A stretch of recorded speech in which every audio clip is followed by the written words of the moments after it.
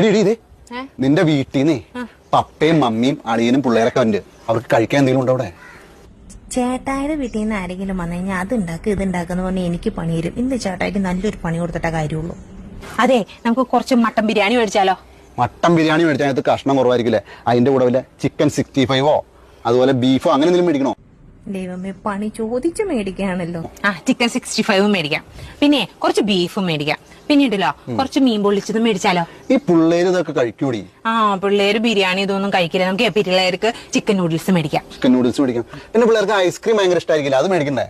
Ice cream ഭയങ്കര ഇഷ്ടം, എനിക്ക് ഭയങ്കര ഇഷ്ടം. മേടിച്ചോ. ഇത്രയും പോരേടി. അളിയാ കേട്ടില്ലേ? ഈ പറഞ്ഞതൊക്കെ വരുമ്പോ മേടിച്ചോണ്ട് വരാട്ടോ. ഏതളിയൻ? നിന്റെ ആങ്ങള, അതായത് എന്റെ അളിയൻ. അവൻ വീട്ടിൽ നിന്ന് ഇറങ്ങാൻ നേരത്ത് പറഞ്ഞു, അളിയൻ കടയിലൊന്നും പോയി ബുദ്ധിമുട്ടണ്ട, എന്നാ വേണ്ടെന്ന് വെച്ചാൽ ഞാൻ മേടിച്ചോണ്ട് വരാന്ന് പറഞ്ഞു. ഞാൻ ആയിക്കോട്ടെ എന്നും പറഞ്ഞു.